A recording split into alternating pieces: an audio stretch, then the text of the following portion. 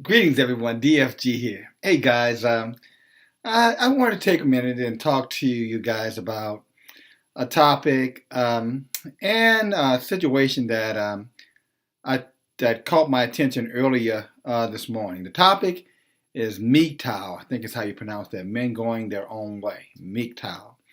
And I'm just finding out about MGTOW probably within the last 5 or 6 months. And I guess MGTOW is supposed to be the solution for men who have made the decision that they don't want to compete with women anymore in terms of inside of a relationship. In essence, these men have decided that it's easier just to be by themselves, not homosexual, but just be by themselves, not commit, not be in a serious relationship with a female uh, because being in their opinion, being in a relationship with a female is just almost as being in combat. In other words, that relationships have now become so adversarial that they rather just kind of be amongst themselves and then interact with females where it's convenient for them, and I guess to some degree where it's convenient for the female as well. And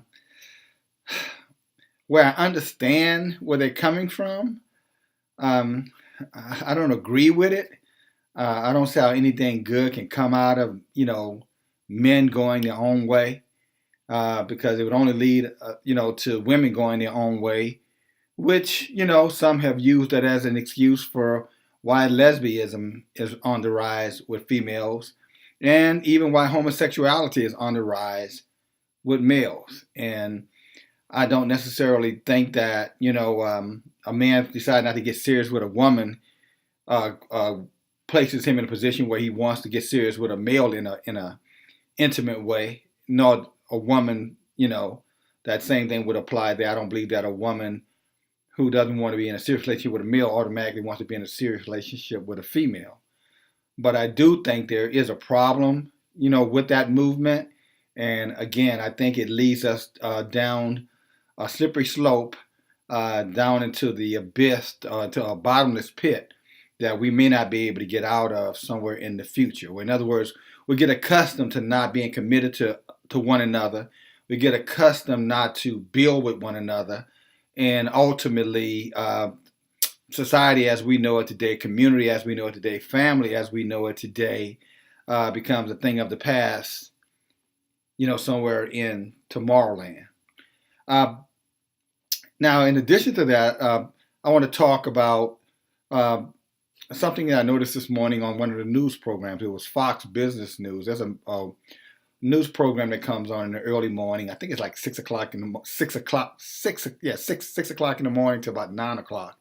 The lady hosts, I think, of Maria.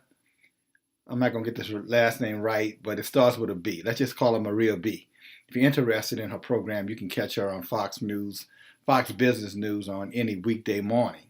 But on her program this morning, there was some conversation going on about some of the things that were happening in the feminist movement, uh, which uh, I guess her host was pretty upset about it.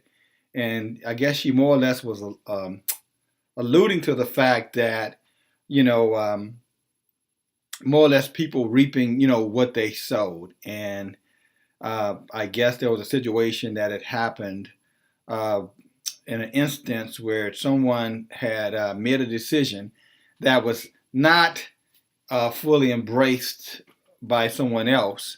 And her attitude, well, as they say, karma is and she didn't use the bitch word, but that's what she was going to use. And I couldn't help but sit there and think for myself that, from a feminist movement perspective, and when I think in terms of feminist movement perspective, here's how I see it, and this is how most men perceive it. So, you ladies out there, listen up.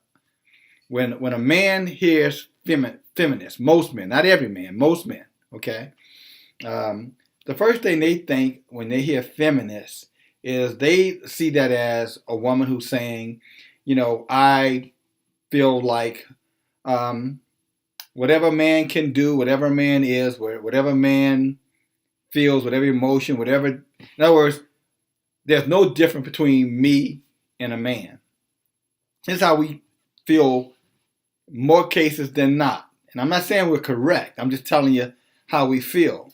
And, as a leader, one of the things I learned a long time ago in leadership is that it does not matter if I agree with someone or not. If their perception of me is if they have a certain perception of me, then the perception they have of me becomes my reality. So if men feel this way about feminists, whether you agree with them or not, it is your reality, because they're going to move and they're going to react, strategize with you based off of their perception of you. So if a man sees you as his adversary, in other words, he sees you as his competition, as his challenge, then that man is going to relegate you to, again, a combative position. Now, and again, that doesn't necessarily have to matter to you or not. It should only matter to you if you want to be in a relationship, what I would call a prosperous relationship. Then it shouldn't matter to you, because you'd want to be with somebody who doesn't mind being with you, I would think. And if that means that, you may have to do some adjustments to have that man in your life, then then it would matter to you if men looked at you as competition, or they looked at you as, what I would consider as not only a blessing, and the blessing is not the word, that they looked at you as a compliment to them. In other words, I'm a better man because I'm in a relationship with you. What you add to me, another man or no one else could add to me. That's what I mean when I'm talking in terms of he can look at you that way, or he can look at you from a feminist perspective as being adversarial, constantly having to compete with you, fight with you, be challenged by you on everything as it relates to, how to be in a productive, beneficial relationship. And so back to this reporter who was on this program. I don't think she was a reporter. She was more of an expert, subject matter expert. But her look was just so masculine when she took well, you know what they say, calm as a.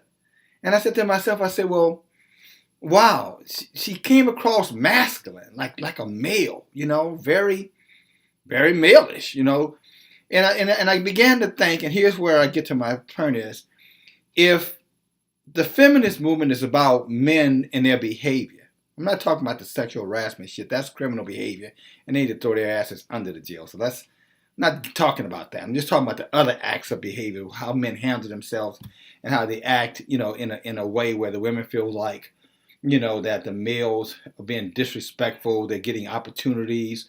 They have advantages that in the past women did not have.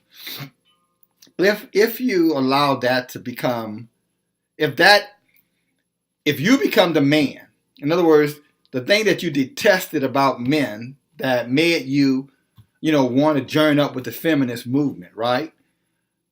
Now the challenge comes back. Now you have become just like those men that you despised. Then where's the justification of despising those men? Because I would suspect that the whole issue here is behavior. Is that I don't like their behavior. I don't like the way they make me feel. I don't like the way that they treat me in terms of what I bring to the table.